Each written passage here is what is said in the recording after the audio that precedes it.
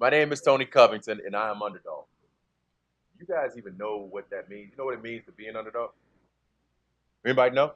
Not no. We're not talking about the cartoon. You know what it means to be an underdog? Anybody? This is gonna be interactive. All right. Speak up. Can't hear you. Okay.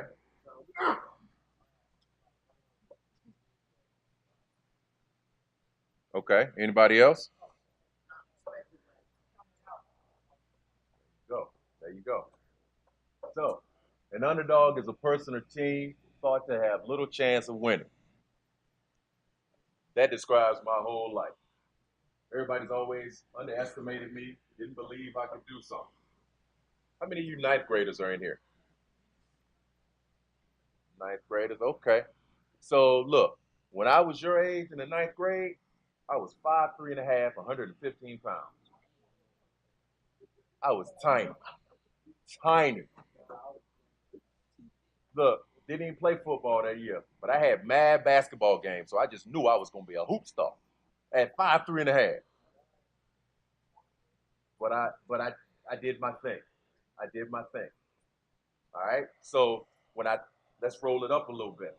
So that was ninth grade. Had a little growth spurt. 10th grade, back on the football field, still hooping. But then football started to take over a little bit. I was always good at football, but I loved basketball too. So that 10th grade year, on the football field, doing my thing, out there with my boys, it was good. Roll into my junior year, go to a new school, senior lane team. I got to find a way to fit in. I was like, you know what? I'm going to play quarterback. Always play defense and play running back, but I was like, you know what? I'm going to play quarterback. So I got there, and we had the number one defense in the state. So as the backup quarterback, I always had to go against the first team defense. Y'all just heard me say we had the number one defense in the state. So in the inter squad scrimmage, it was not fun. I got absolutely torn out the front. I must have got sacked 15 times. Mind you, I got the second team offensive line. I got hit that many times. I probably threw 8, 9 interceptions. I'm dragging myself up off the ground, walking back to the huddle with tears streaming down my face, still talking trash. I get to the huddle and it's like, fellas, just give me a little bit of time. Next play, bah! Again. I remember walking off the field that day. Our offensive line coach said, he said, oh, he's scared. He's not a player. I looked at him and was like, really? Okay. I went home that weekend, my backyard, called my best friend, had a little blocking dummy. I'm in the backyard, working, working. I showed him, I showed him, I showed him what I could do. Went to practice that next week, different play. The first game, we're playing the top team from Charlotte. I'm originally from North Carolina. So they Charlotte, North Carolina, Charlotte Garage. And came in, rainy day, we struggling, not moving. They send me in the game. Come in, wiping my hands off, I make the play call. First snap, boom, hits my hand, fumble. I fall on it, they snatch me right out. Next week in practice, work, work, work. That weekend, work, work, work. The next game, they put me in, offense wasn't moving again. I get in there, I move the offense right down the field, touchdown. Everybody's like, okay, well, who was that? 2 drives later, right down the field again. And my boys always said, man, look, in 4A, these kids are fast. It's not going to be like when you were in Little League, you could just take off running and run away from everybody. Man, I came down the line on that veer, pulled it, hit the sideline. Ah, I'm riding out. I'm chuckling. I'm chuckling to myself. All of a sudden, I heard. I'm like, oh, I tried to speed up again. They called. Moral of the story is, they said I was scared. They said I couldn't do it. And from that point on, as the backup quarterback, I played more than a senior. So then we roll into my senior year. I'm the man. I'm the starting quarterback. First day of camp, I break my hand. Whoa. So there I was, watching. They decided to put me on defense. I played defense the first 3 games, didn't even line up under center because I couldn't. I was tearing people out the frame on defense. All the old heads came back and they were like, "Man, you could have played on our defense last year. We didn't know you were great like that." So when it got time for me to play quarterback game 4, we was like this, averaging 35 points a game, averaging 300 a game on the ground, averaging about 40 points a game. That's how we did it. We were solid. I didn't leave the field. Defense came on, somebody brought my gloves and lined up. Let's go get it. Even then, people was like, "Oh well, he all right. He average. He ain't gonna get it done. Won't go to college or maybe some small school." I remember walking into my coach's office one day. Recruiter from the University of North Carolina was there. I walk in, we had a tailback he was pretty big time. Walk into the office, my coach would say, "Oh, this is Tony Covington, our starting quarterback." Coach said, "Who?" And I looked at him like maybe he hadn't seen the tape, but he had to because he's watching the quarterback. I mean, he's watching that running back. So I didn't forget that. So I'm in the hall one day before the game, watching tape. Gentleman walks in with a V on the sweater, University of Virginia. He was like, "Tell me about the tailback." I was like, "He's really good. Number 22, Kennard Martin. He's a special player." He watched the film. He's like, "Wow, he is really good." So then I say, "You should watch out for number 7 too. Heck of a player." He said, "Who is that?" I said, "That's me." And from that point on, Virginia was recruiting me. Then other ACC schools started coming on board to recruit. But still, folks were like, "He's not good enough to go to college. He's a good student." Yeah, but he's too small. He ain't tough enough. He's not fast enough. It's always something that I'm not. I went to the University of Virginia on a full athletic scholarship. So they say, "You know what? He's pretty smart.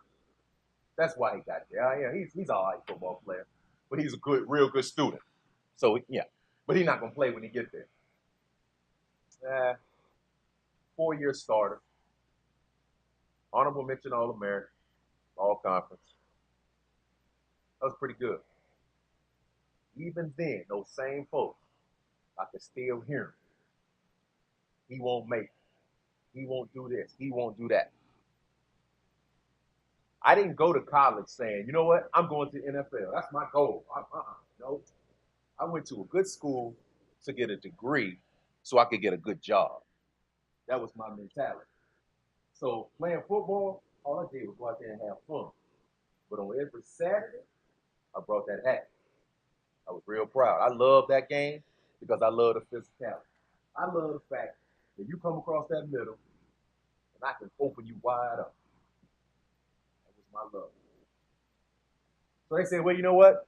Oh, and when I walked across the stage to get my degree, because that was job 1,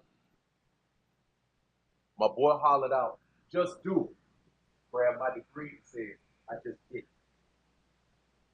I looked at my mom, who had been battling cancer, and just smiled at her and winked. She lit up. See, sometimes it's bigger than just you and the things you focused on. My folks always accentuated academics. So that was job 1.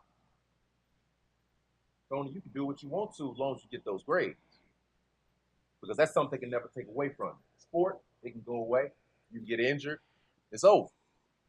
Like that. But they can never take away the academics. They can never take away the degree from you. So that was the focus. That was the aim. So now I got 1 year eligibility remaining. I ball out. My last college game was the Sugar Bowl in New Orleans. We were playing against a loaded Tennessee team. Guys like Carl Pickens, Alvin Harper. They had guys on defense, Dale Carter. They were loaded. Chuck Smith. People were like, They don't stand a chance of winning. We rocked them 16-0 at halftime.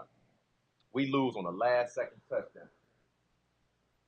I was hurt, but I had left everything on that field that day. 10 tackles, 2 pass breakups, an interception in the end zone. Did everything I could do. People were like, all right, well, yeah, that's pretty good. He had a pretty good college career, but that's a wrap. He doesn't have what it takes to go pro. Not him. So on the first day of the draft, they had 12 rounds back in then. I'm a little old. Now they have 7. So on the first day of that draft, I got a call by the Tampa Bay Buccaneers that I was being drafted in the 4th round. I smiled. I ran upstairs because cancer had re-entered my mother's life. It had come out of remission. I ran upstairs and looked her in the face and said, Mom, you're never going to have to work with me. I hugged her, kissed her. She just lit up. She's like, I'm so proud of you. So, I heard all the folks that said you weren't going to do this, you weren't going to do that. Don't ever believe in them. Always believe in yourself. My mother never got to see me play a pro game. She probably missed one game from Little League all the way through college. Now, it didn't matter whether it was 200 people in the stands or 90,000. I'm out there warming up. I see moms. I'm like, let's go. Let's go. Let's go. She never got to see me play a pro game. So there I was on my way to Tampa, still listening to those folks talk about, hey, he won't make it. Sure, he got drafted. Tampa Bay's awful. That's the only reason they drafted. They're terrible. He won't even make the team. If he does, he won't play. He's not big enough. He's too small. He's too slow. He can't get it done. He's not tough enough. Okay? Started as a rookie at strong safety at 188 pounds. Made all rookies. Led all rookies in tackles, interceptions. But they said I wouldn't make it. I played 5 years in the NFL. 5. But football was still just a part of the man that I am. Just a part. But I enjoyed that 5 years. It allowed me to be able to let my parents do some things. My dad helped my sister with college. Enjoy a little bit of life at a young age. Set myself up for some things. Then it was over. That quick. After 5 years. At that point, I'm thinking, oh, I'm going to keep this ball rolling. Then the game quit me. Sure, I had a couple of injuries here and there. Part of the game. So when it was over and it quit me, then it was like, okay, well, you know what? Put that degree to use. Got a couple of business things I'm working on. Let's rock. Unsuccessful in the business ventures, no matter how hard I tried. Then it was like, you know what? I got to get a job. Because people always say, oh, you played NFL. You got all this money. And it wasn't flowing like that back in the early 90s. But still, it was better than most. So I put away money for a rainy day. I did. Nobody told me to, but I just knew that was what you were supposed to do. So I put it away for a rainy day. But I put away for rain. I didn't put away for storm. Nobody told me to. It wasn't enough. So let me ask a quick question. How long do you think the average NFL career is?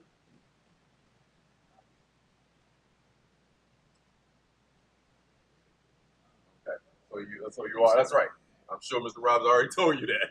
I would say you got to get that wrong. And he got it wrong. Off top, he hit me with the 5 piece. I was like, really? I had to keep going. I had to keep going at that point. Yeah, 3.5 years. So 3.5 years. That puts you right around 26, 25, 26. That's if you make it to the average. Then what? At 25, 26 years old, you haven't stacked enough money away to not work.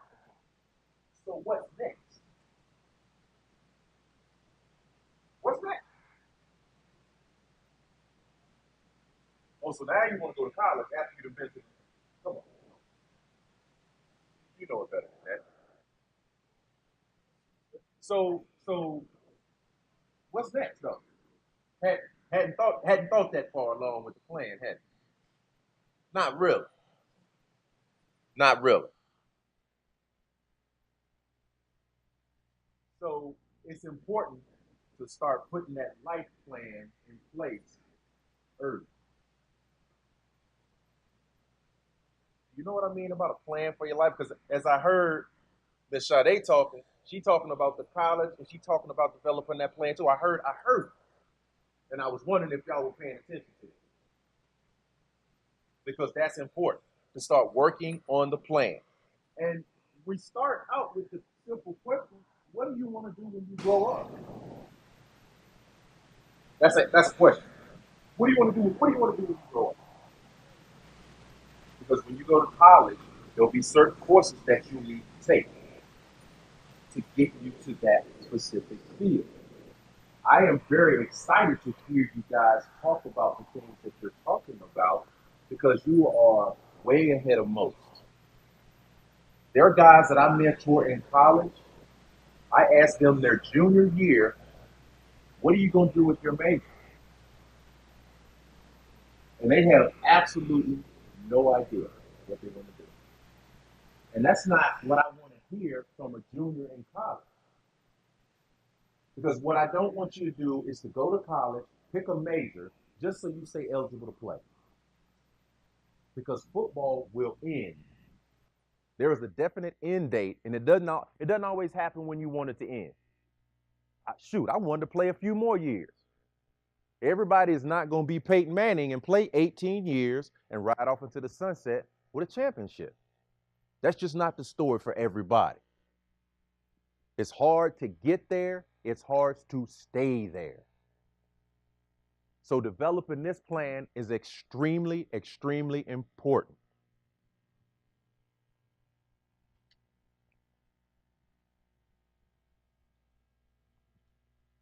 What is a leader?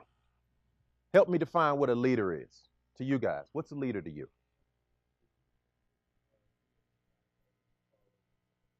That's excellent. Takes charge. Okay. Anybody else? Confident. Person in control. Is everybody meant to be a leader? Okay. It's okay to be a follower, but you got to be your own man in following. And then you pick good leadership. Don't follow bad leadership. Because it could potentially take you down a tunnel that you don't want to go. The mindset. I read a book by Brigadier General Dick Abel. He talked about the mindset of a leader needs to be comparable to the mindset of a winner.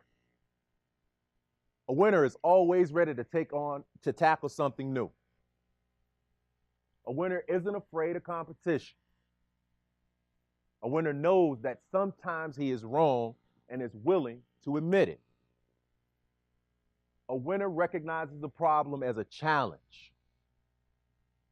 A winner realizes that there is no time like the present to get the job done. A winner thinks positively, acts positively, and lives positively. Gentlemen, be a winner. Be a winner. Always be a winner. Yes, absolutely. People have always gravitated to me for leadership. In the absence of leadership, it's amazing. You may not even realize you may not realize that you're a leader until you don't have good leadership. Leaders will step to the forefront and lead in the absence of it. You guys being here today tells me a lot about you. How many of you think you're leaders? Show of hands. Okay, so you know my next question, why? Why do you think you're a leader? You. Why do you think you're a leader? Good. So it sounds like a leader leaves good footprints for others to follow too, huh? So I think I'm a leader because of those things too, because I have two young daughters and I want to make sure I'm leading them in the right direction. What about on this side? The leaders. What why do you think you're a good leader? Mm-hmm. Okay. Anybody else? Anybody else? Anybody? Yes, sir. You.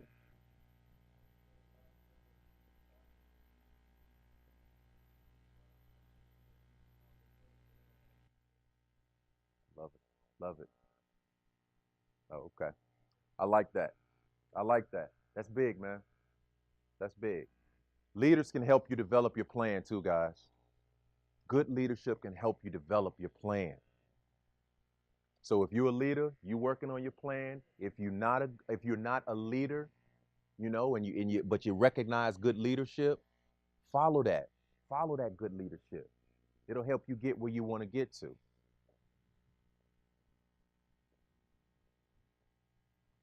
Now, using the sport. Sure, Mr. Robbins can tell you about this. Use the sport, don't let it use you.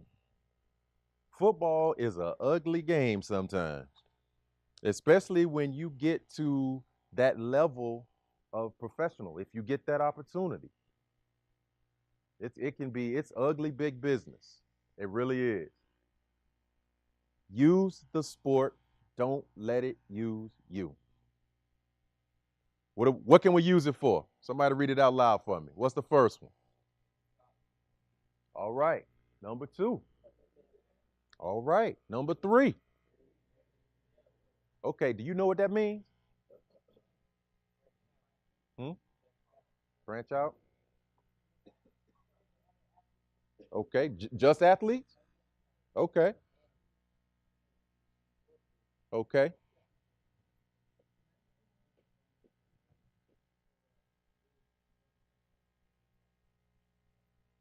My man. Getting to know people. So, do you guys know how to network though? Because I can put it up on the board, connect and network. Do you know how to network? Okay. How do you network?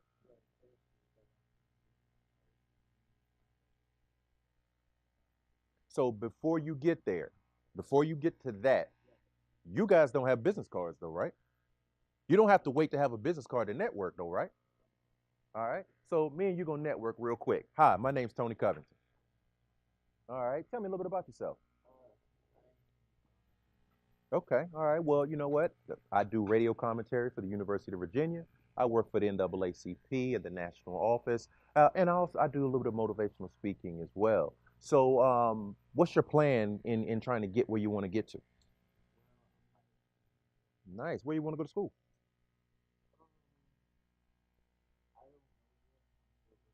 Hmm. Okay. Sounds good. Sounds good. Well, it sounds like you got a good plan. If I can do anything to help you, here's my business card, so you have a resource. So, gentlemen, what did we just do? All we did was network. So now he has me as a resource because I know what he's about a little bit now. And it works just like that. Just like that. You can do that now. Don't wait. Do it now. When you guys meet people, talk to them, walk up to them, look them in the eye, shake his hand. Tell me a little bit about your industry. I really am curious about it. And they may fire and ask you, hey, well, what about you? Tell me, oh, you know what? I play football. I go to such and such high school. I am a pretty good student. My favorite subject is such and such. I'm thinking about going to college at such and such, and I'm thinking about majoring in this. When I grow up, I really want to get into this particular field. And it happens just like that. You wouldn't even think that that's networking, but that's what it is. You want to try to build contacts just like that. Just like that. I talk to my college mentees, they don't even know that because nobody ever told them that. Nobody ever told me that when I was coming through. I had to learn all this on my own. So I want to make sure that you guys are well equipped for that type of knowledge because it's there for you and it's that easy. So while you're doing your thing out on the football field, doing your thing in the classroom, get involved in organizations. The community service people love, love, love it. So while you're doing that community service, you network, you get to know people because and when you come back to them to get a job or some type of internship, then they'll remember you. Oh yeah, I remember I met you at the seminar that day. Yeah, I was really impressed with you. You still have my card? Yes, I do. Because if they give you a card, you have an email address for them, you reach out just to say hello. Hey, I enjoyed meeting you. Would like to keep in contact. Use you as a resource if I need anything, vice versa. It works like that, gentlemen. It works just that simple. So you have that knowledge now. Never forget that because it's that easy, and it will help you now, college, professional, whether it's sports or not.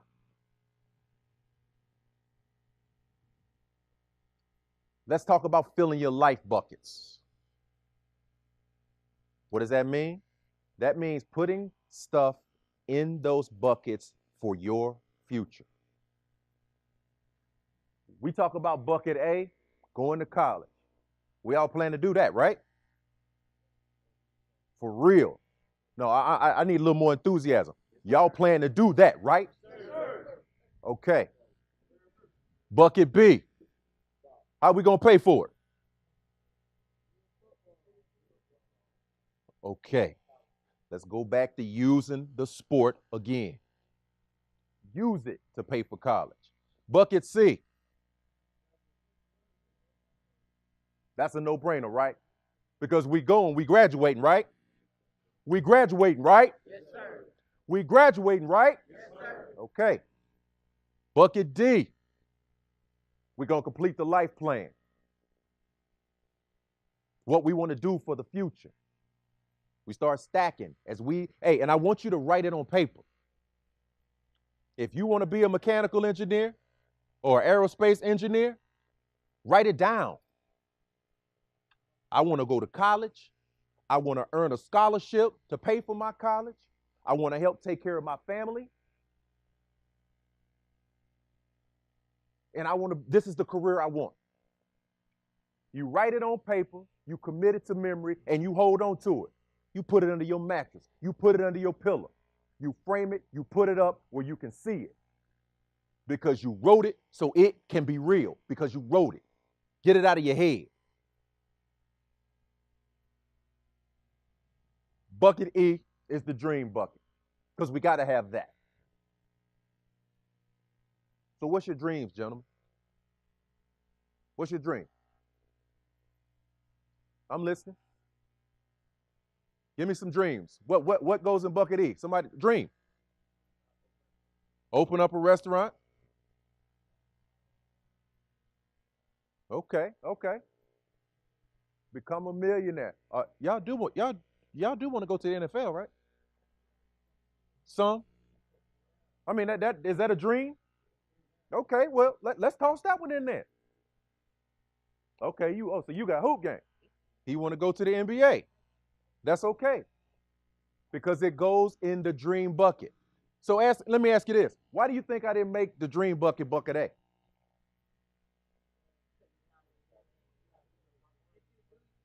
Ooh.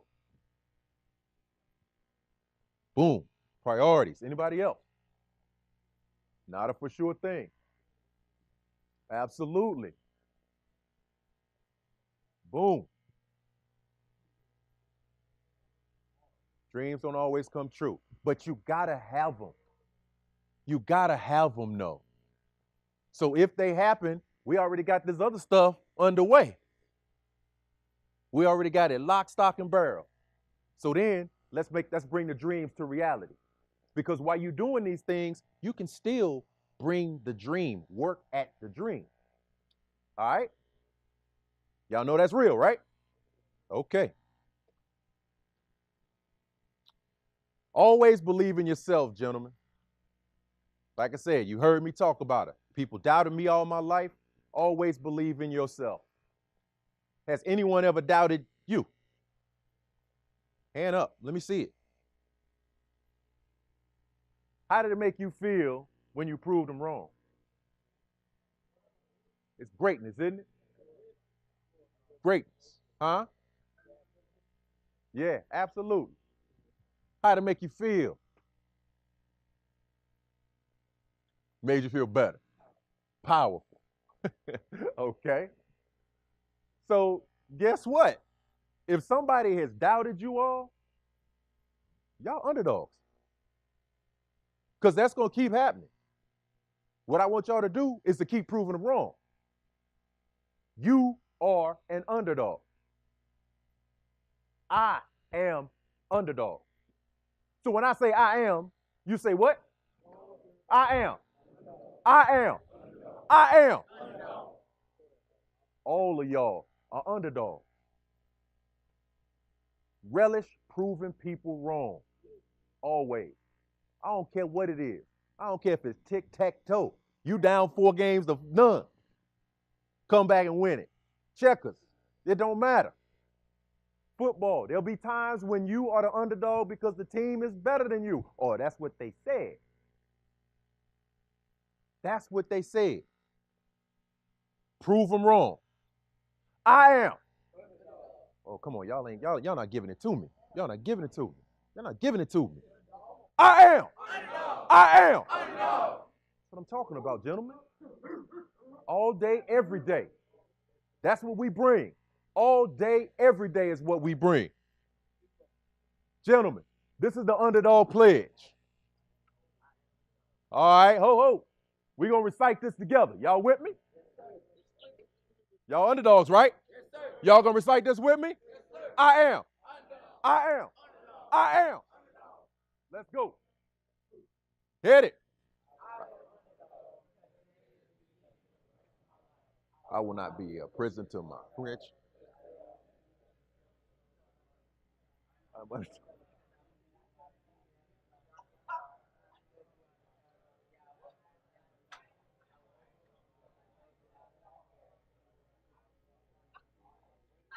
Okay. Wait, ho.